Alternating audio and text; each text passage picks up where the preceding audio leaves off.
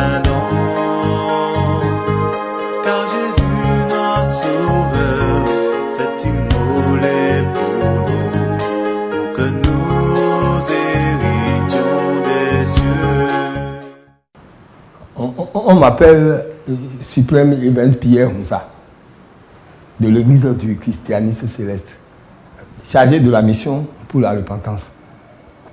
Ce tableau est le premier message reçu sur la paroisse Kapapa Centre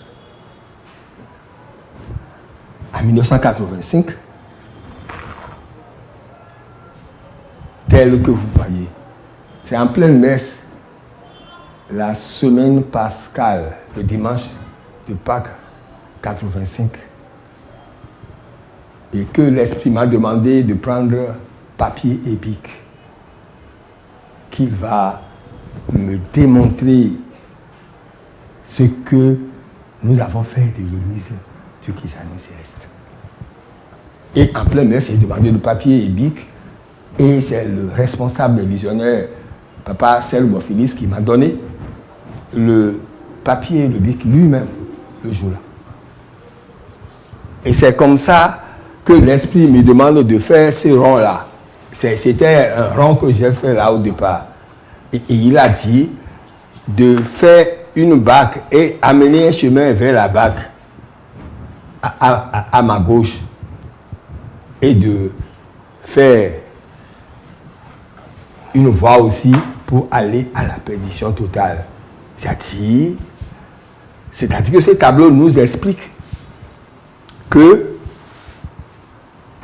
je suis l'enfant sauveur de l'église du christianisme céleste. C'est-à-dire la lumière pour un retour à la charité. Donc, ça fait 3 parties que nous allons développer. L'historique, le statut, le règlement intérieur. En 3e partie, la constitution spirituelle de l'Église. On nous entame d'abord la partie historique. Ça veut dire que l'Église est descendue ici pour que toutes les églises existantes avant l'Église du christianisme reviennent à une adoration d'esprit. Alléluia. Donc de telle sorte que Dieu a fait descendre l'Église avec tout ce qu'il faut spirituellement pour les amener dans le monde entier, pour que le monde entier vive cette deuxième Pentecôte du 29 septembre 1947 à Bordeaux. Parce que c'est la deuxième Pentecôte, le gouverneur français du sang a constaté, il a encouragé le pasteur Ojofa. Donc de telle sorte que l'Église est descendue pour arriver à la Pâque, tel qu'on l'a dit au prophète pasteur, que c'est la dernière Pâque. La dernière occasion que tout le monde entier va emprunter l'adoration de vie d'Esprit Saint pour cette communauté. Mais dommage. Quelque temps, aux premières années, avec nos paroisses de la vallée du Lomé, l'Esprit est vivant. La charité existe. Parce que ce chemin, c'est le chemin de la charité. Le chemin qui conduit à la Pâque, et c'est sur ce chemin que les gens changent de vie. C'est-à-dire, c'est ce chemin que chacun accepte de porter sa croix. L'église qui est descendue des cieux par Ojofa, c'est une église d'humilité. Une église de paix en Christ. Et le Seigneur a donné à la largesse les dons spirituels, à la largesse, je dis, pour faire vivre encore le temps de Pierre et Paul. Alléluia. De telle sorte que nous devons aller ici et l'ennemi qui a trompé l'église primitive, l'église de la Pentecôte, par la ruse, sa ruse, et que l'église est divisée, que chacun a pris sa part. De son côté, ils sont partis. Et l'église du christianisme céleste, quelque temps après, est devenue comme ça. Et nous avons pris cette voie de la perdition. C'est la voie de la perdition, la voie du monde. C'est ça qui fait aujourd'hui qu'il n'y a pas de différence entre ceux qui sont dans la vie et le chrétien céleste. Nous devons rester spirituels. Nous devons respecter la loi de Dieu, ses prescriptions et ses ordonnances présentes. Parce que Dieu, à nos jours, continue de parler. Dieu continue d'ordonner à ceux qui l'adorent, ceux qui font la volonté, faites ceci, faites cela, vous faites ça, vous dites ça. Mais aujourd'hui, parce que nous avons pris cette voie pour arriver jusqu'ici, et c'est depuis 1945, on ne sait pas si nous sommes encore à ce niveau. On ne sait pas si nous sommes proches de la perdition. Ainsi, c'est que l'Église, ça va, selon Galates 5, les versets 19 à 21.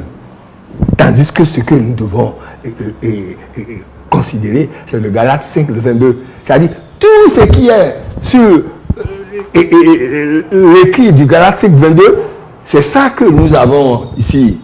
Et on traverse et non, le feu, on entre dans la bac. Dommage. Ça n'a pas été ça. Que Dieu nous épargne de cette perdition. Merci. C'est depuis 1985 cette révélation de Dieu. Je voudrais savoir où en sommes-nous aujourd'hui dans notre exode. Avons-nous effectué le retour? Première question. La deuxième question. Qu'est-ce qui prouve que nous avons rebroussé chemin? Merci. Merci d'avoir posé ces deux questions. Est-ce qu'il faut répondre à la première question? Si nous avons effectivement fait demi-tour et nous sommes revenus à l'ordre que Dieu a posé, ce n'est pas de cette façon que nous devons être au sein de l'Église aujourd'hui.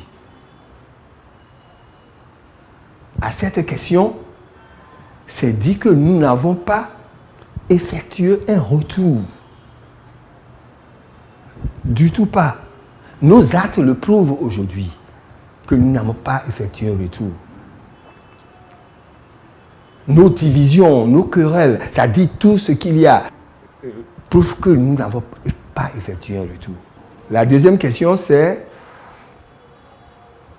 Qu'est-ce qui prouve que nous avons rebroussé chemin? Merci beaucoup. Nous avons effectué rebrousser chemin. Parce que ce qui a été dit, ça dit la raison, la cause de la venue de l'Église, nous l'avons abandonnée. Ça dit pourquoi l'Église est arrivée. C'est marcher selon la foi et la charité. La preuve, ce qui prouve que nous avons rebroussé chemin, c'est que à nous aujourd'hui, on ne fait plus la volonté de Dieu. On fait aujourd'hui nos propres volontés. Et on a remplacé aujourd'hui dans l'Église de Dieu. Les gens s'imposent à la place de Dieu aujourd'hui. Et on fait tout ce que Dieu ne veut pas. Et ça montre que en notre sein, on n'a pas la paix. Ça dit la quiétude. Et tout ce qui concerne la volonté de Dieu, nous n'exerçons pas la volonté de Dieu. Merci.